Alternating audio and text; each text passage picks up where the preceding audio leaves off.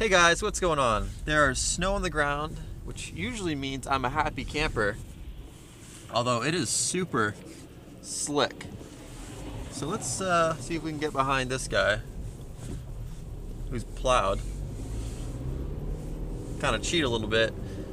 But the purpose of this video is to go over the 5 things I don't like about my Volkswagen Golf. And this was a suggestion in the comments below, and I do read those and try to accommodate the best I can. So the first thing on the list is the transmission, and mostly actually just the feel of the shift of the gears. So, you know, when you're clinking through the gears, that doesn't feel as notchy or as smooth as a lot of other gearboxes that I've used.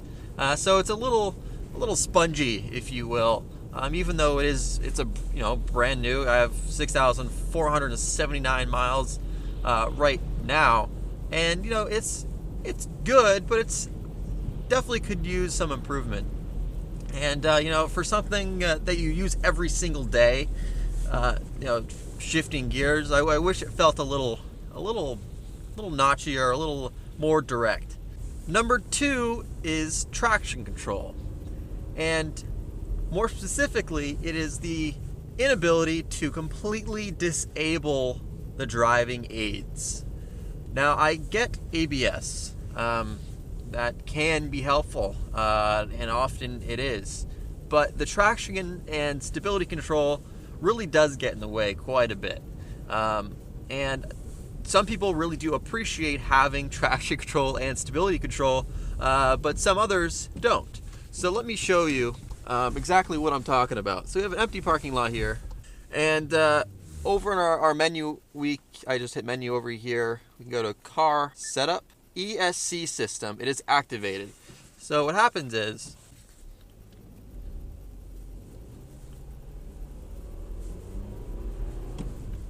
so the whole time, it didn't let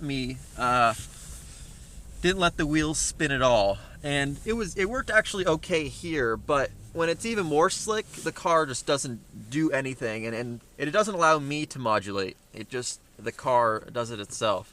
So if we deactivate it, ASR off.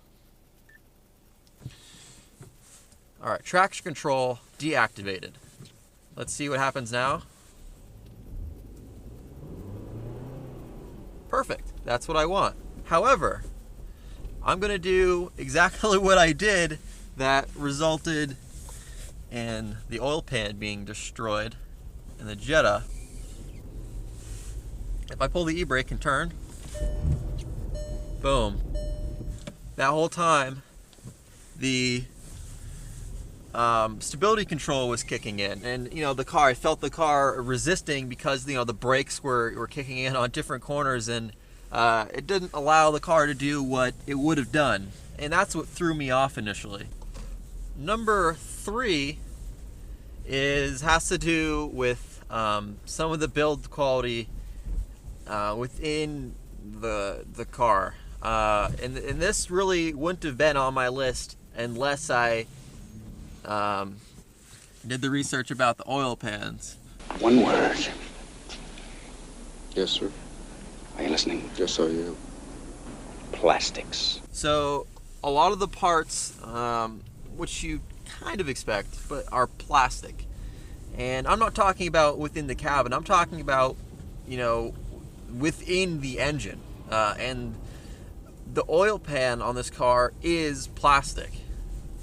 I don't know why, but it is a plastic oil. Well, I do know why. It's cheaper, but it's plastic, and the oil pickup tube is plastic, and then there's a gasket within, or sort of a spacer or an insert within the oil pan, which is also plastic, and it's just doesn't make me feel as comfortable as it would if it was metal. And the Jetta has one that's luckily metal, but the parts inside that are plastic too. And it's just, I wish they were made a little better. Now, there are two sides to this. Obviously, they do it because it is cheaper for them. There would not be, I could not come up with another way, and that does make sense, because they want to add better materials such as the leather wrap steering wheel and other great things to the experience that you deal with every single day within the car. You get to use. But it's still in the back of my mind that, you know, if I even bump at like the bottom at all, there is a potential for it cracking and needing to be replaced. So to me, that's a real bummer, and that's a real downside. Does it really affect your driving experience at all in this car? Not a bit. But it is something that I wish was just changed. So that's kind of a weak number 3, but it definitely should be on my list. Okay, for number 4 and 5, I really have to reach because I truly think that this car is very well-rounded, and I really don't have many problems with it at all. I really think it's really great. So these might seem like a joke at the end, but it's because I'm just trying to fit in the 5, so that, you know, that does tell you something about how I feel about this car. And it may not do it now, but whenever, regardless, probably except for when I'm filming now, I turn on the rear wiper, it's never smooth. It always makes like that sound. So let's see, there's snow on it. Oh, you could barely hear it. But yeah, of course it doesn't do it now. There it is. There it is. That's the sound. But you know, that's reaching far. And every time otherwise that I've done it, it's gone brr, and you know, it's probably just the wiper itself. But again, I'm really reaching for these here. Those first 3 are really just about it. And number 5 is really cheap, because it's not even about this car. It's just about the ownership of this car, and that has to do with the warranty. And the warranty is a double-edged sword, right? It's great when you did not cause the issue, which is what a warranty is for, to cover the what the company has built. You know, they're backing their product with a warranty.